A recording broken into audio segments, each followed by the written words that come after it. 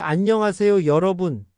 오늘은 대구지방법원 포항지원에서 실제로 있었던 부동산 매매 계약 분쟁 사건을 통해 차고 취소와 손해배상 예정액에 대해 알아보겠습니다. 과연 누수를 이유로 계약을 파기하려던 매수인의 운명은 어떻게 되었을까요? 사건의 배경과 계약 체결. 이 사건의 원고는 A씨이고 피고는 아파트 공동소유자인 B씨와 C씨입니다. A씨는 2024년 1월 11일에 포항시 남구 아파트를 4억 5,800만 원에 매수하는 계약을 체결했습니다. 계약금으로 4,500만 원을 지급했고 잔금 4억 1,300만 원은 3월 8일까지 지급하기로 약정했습니다. 여기서 중요한 것은 계약서의 특약사항들입니다. 첫째, 매수인은 현장 답사를 완료한 후 현 시설 상태에서 계약한다는 점. 둘째, 신축이 아니므로 아파트 노후화로 인한 시설물 고장은 매수인 부담이며 이는 절충된 매매 금액에 반영되었다는 점. 셋째, 잔금일 이후 발견된 누수하자는 민법상 하자담보 책임에 따르되 외벽 창틀 실리콘 노후화로 인한 누수는 하자담보 책임에서 제외된다는 점입니다. 분쟁의 시작과 당사자들의 공방. 문제는 1월 20일에 시작되었습니다.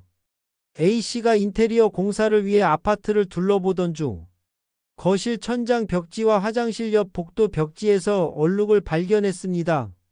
임차인으로부터 2021년 7월경 위층에서 누수가 있어 얼룩이 생겼다는 이야기를 들은 A씨는 누수를 이유로 매매계약 해제를 요청했습니다. 이에 피고들은 누수탐지 전문가 I씨를 불러 현재 누수 상황이 없음을 확인시켜 주었고 위층에서 발생했던 에어컨 드레인 누수 사고는 이미 조치되고 보험 처리까지 완료된 사안이라는 자료를 제공했습니다. 하지만 A씨는 계속해서 누수 발생 시 계약 해제 확약을 요구하다가 나중에는 매매 대금 감액을 요구하기도 했습니다.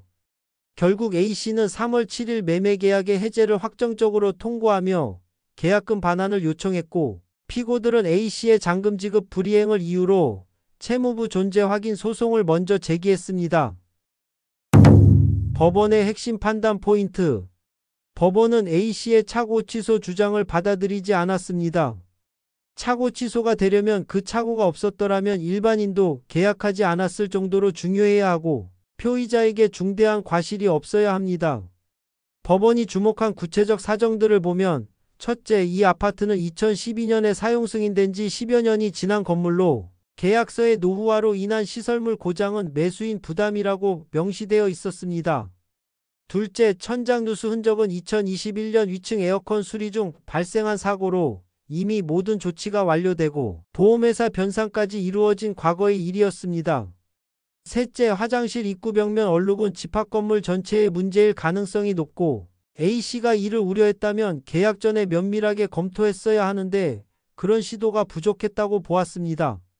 넷째, 감정인 I씨도 매매계약 체결일부터 감정일까지 누수 관련 문제가 없다는 감정 결과를 제출했습니다.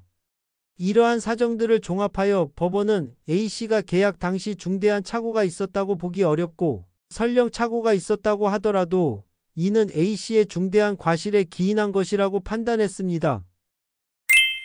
계약 해제와 손해배상 예정액. 법원은 A씨가 처음에는 누수하자를 이유로 잔금 지급을 거절하다가 피고들이 누수 문제가 없음을 입증하자 매매대금 감액을 요구했고 최종적으로는 차고 취소를 주장한 것을 명백한 이행거절 의사표시로 보았습니다. 따라서 매매계약은 피고들이 제기한 소송의 소장 부분이 A씨에게 송달됨으로써 적법하게 해제되었고 계약금 상당액은 손해배상 예정액으로 피고들에게 귀속된다고 판단했습니다. A씨는 손해배상 예정액이 과다하여 감액되어야 한다고 주장했지만 법원은 매매 대금의 10%를 계약금으로 정한 것이 일반적인 관행에 부합하고 양측 모두 공인중개사를 통해 충분히 정보를 확인했으며 A씨가 특별히 경제적 약자 지위에 있다고 보기 어렵다는 이유로 이를 받아들이지 않았습니다. 최종 판결과 소송 비용 분배. 법원은 A씨의 청구를 모두 기각했습니다. A씨는 계약금 4,500만 원을 돌려받을 수 없게 되었습니다. 특히 중요한 소송 비용 분배를 보면 판결문에 명시된 바와 같이 소송 비용 중 감정 비용은 원고와 피고들이 절반씩 부담하고 나머지는 원고가 부담한다고 했습니다. 이는 감정 비용만 양측이 반반씩 부담하고 변호사 비용, 인지대, 송달료 등 나머지 모든 소송 비용은 패소한 A씨가 전액 부담한다는 의미입니다. 결국 A씨는 계약금 4,500만 원 손실뿐만 아니라 상당한 소송 비용까지 추가로 부담하게 되었습니다. 핵심 시사점과 실무 포인트. 이 판결이 주는 교훈은 명확합니다. 첫째, 부동산 매매에서는 계약서의 특약사항이 매우 중요합니다. 노후화로 인한 하자 책임 분담과 하자 담보 범위를 구체적으로 명시한 조항이 결정적 역할을 했습니다. 둘째, 차고 취소는 매우 엄격한 요건을 요구합니다. 단순히 예상과 다른 상황이 발견되었다고 해서 인정되지 않으며 계약 체결 시 충분한 주의를 기울였는지가 중요합니다. 셋째, 손해배상 예정액은 일반적인 거래 관행 범위 내에서는 감액되기 어렵습니다. 부동산 거래에서는 계약 전 충분한 조사와 검토가 필수적입니다. 특히 중고 부동산의 경우 예상 가능한 하자에 대해서는 특약사항으로 명시하고 매수인도 이를 충분히 확인한 후 계약에 임해야 합니다.